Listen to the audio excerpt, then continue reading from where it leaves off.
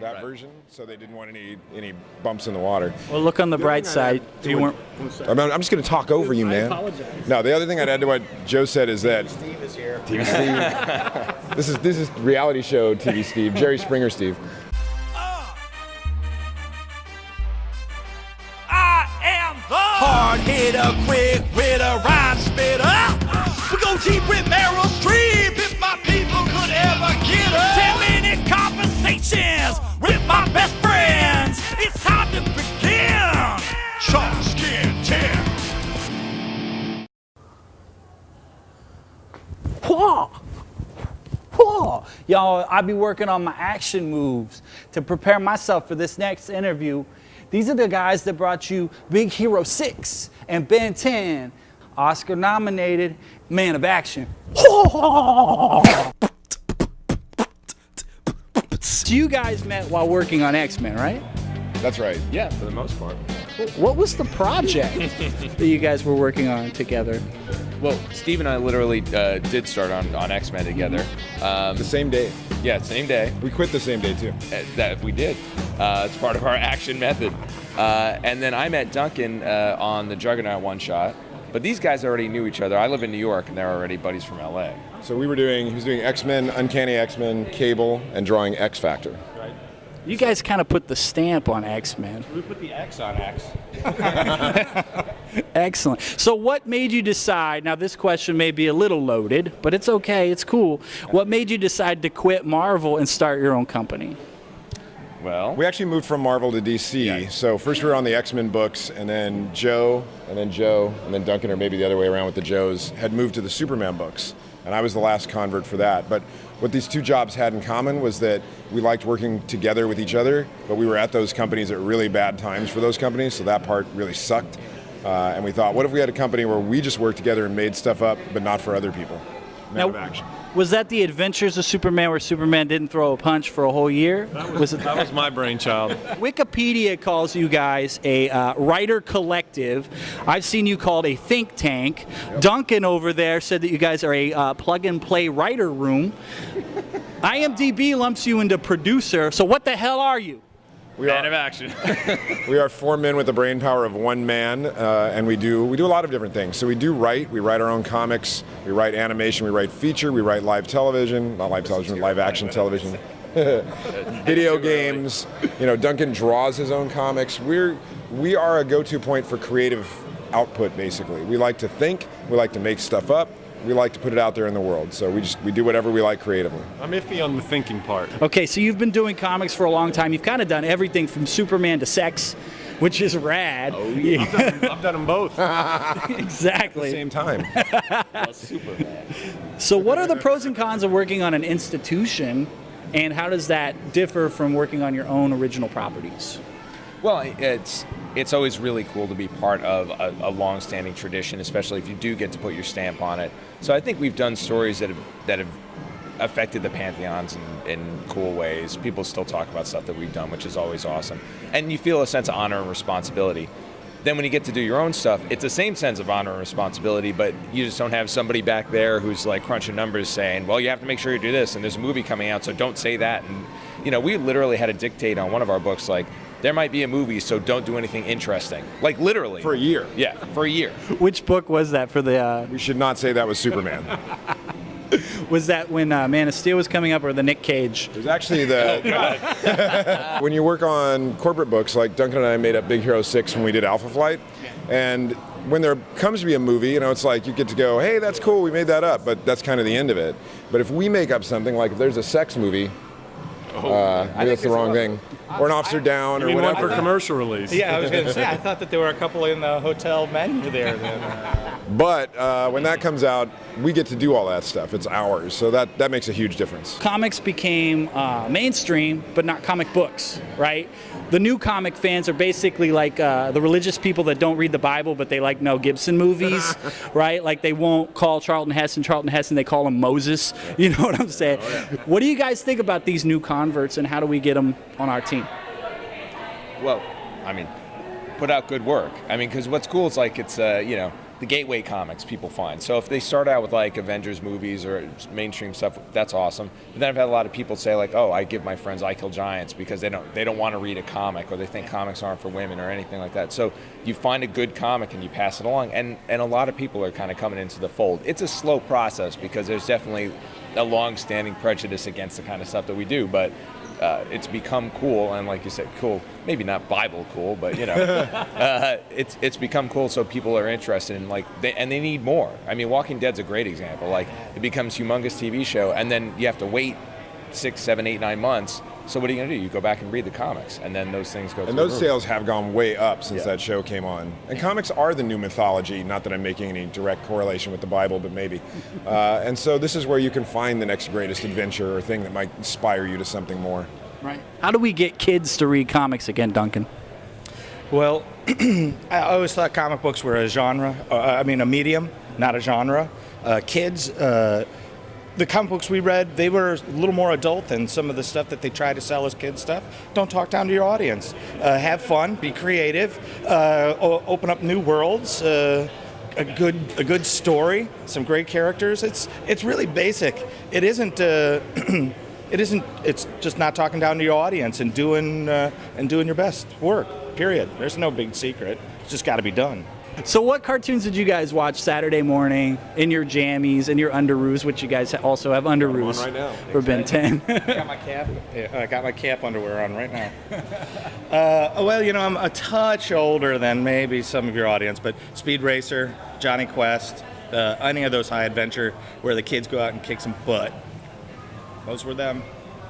Super Friends. That's what I remember. Yeah. Johnny Quest.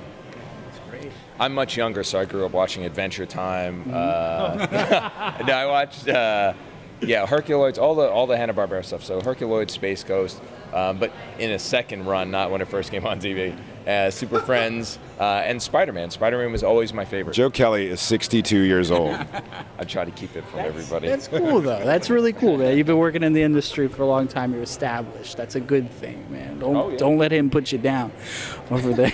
That's what I'm here for. So now what I think is interesting is most of those cartoons that you guys mentioned were kind of based, and the ones I grew up watching too, like, of course, He-Man, all those things, they were based around merchandising, right? So is that what inspired you to do so many different transformations? No, not at all. That's the worst way to put stuff together. A lot of people who hire us are like toy companies, and they're like, look at these toys we have, make a show, and it has to have all these toys. And the first thing we say to everybody is, it has to be about story, it has to be about character, it has to be about theme, or no one's going to watch it. Toy shows still have to be great storytelling, or you won't sell toys. So we don't think that way, we don't start that way.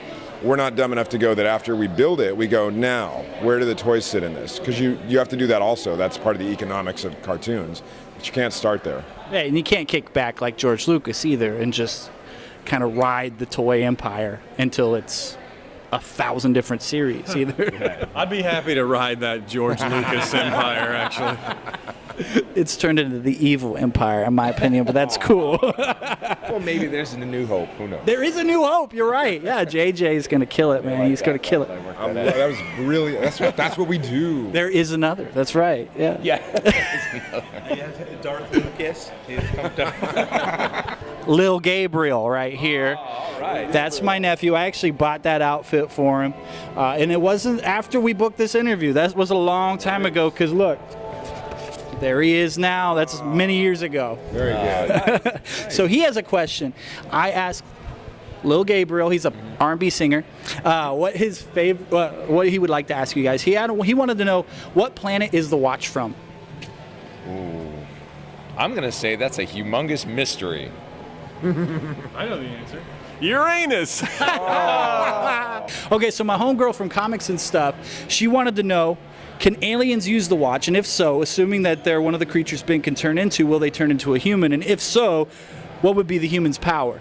The watch doesn't reverse engineer, so it wouldn't necessarily turn an alien human. It has to have the DNA of whatever the species or critter the person wearing the watch is turning into. So if there was human DNA in the watch, which maybe there is now, then an alien could turn human. What would their power be? Because we kind of just poop. To watch Counting. Counting. I love it. They can rock out. They can rock out. They can say funny things, drive cars. You know. I was just going to say Kardashian power. Ah, I love it. The booty power. That's my favorite power, actually. Booty power. So Gamer Bob wants to know who would win in a fight between Ben 10 and Jimmy Neutron. Oh, Ben 10. That's not even a question. No offense. Kinda loaded. Gamer Bob needs to get out more. Yeah. He always wants to know who would win. Who's trying? Okay, so tell me about Officer Downe. That's going to be huge. According to the rumors online, you guys, it's going to be directed by the drummer from Slipknot. So now in the comics, Terrence Downe doesn't wear a mask, but this is Clown from Slipknot. I'm assuming he's going to get a mask. No mask for Officer Downe. He'll go out straight-faced. But Clown may wear a mask when he directs, so that'll be fun to watch. What can we look forward to in the movie? Much more mayhem, if you can believe it, than was actually in the comic. Much more offensive material, things that kids really can't watch. It'll be a good movie, though. Right on, that makes sense. So now you guys had the opportunity to kind of capture all the kids in the world because you guys established yourselves as the company to watch. Capture their right? attention. Capture their attention. We have not captured. No children were harmed during the capture by Megaman. Chris Hansen can go home. Chris Hansen doesn't need to be here. But you guys kind of established your studio as a studio to watch, and Cartoon Network came to you and said, do you want to pitch something? So from that, you guys had to create a germ that eventually became the phenomenon that was Ben 10. Can you tell us that story a little bit?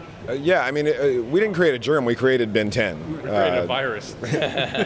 we were asked by Cartoon Network via our friends at Robot Chicken, who recommended us, to pitch them a show that was like the Fantastic Four for boys. And we immediately thought that's the worst idea we've ever heard. So we hung out in Duncan's studio. We sat around for 3 or 4 solid days and made up a bunch of different stuff. Not like just, hey, what if it's a guy with bubblegum hair? Like, we literally did our work and made up entire worlds. So for Ben 10, we went in on day one with Ben, Gwen, Grandpa Max, 10 transformations. You know, it was there. And Cartoon Network responded. And they were like, oh, how did you know what we were actually thinking? And we're like, we're mind readers, dude. It's what we do. Right. So after that, you guys are huge, right? You have 4 different cartoons. You have 5 different movies, I believe, and 8 different video games. You even have your own game show, all based around just that one property. That is true. So why don't you guys bowl it And up? a roller coaster. Yes. Oh, that's right. And a roller coaster. And a monster truck show. Oh, that's right. So why don't you guys bowl it up, buy an island, box a couple of critics, and just retire? Because we want to work. We like doing stuff. I mean, we made a company because we liked working with each other and making stuff, and that's what we're going to keep doing. Right. This kind of affords you the luxury of being able to do what you really wanted to do. Yeah. No, it's just it allowed us to focus more on our own creative stuff and doing less work for hire kind of jobs. The ones that we do are because we love the people we're working with or those characters that we're working on. So. I do want to point out that he said doo-doo.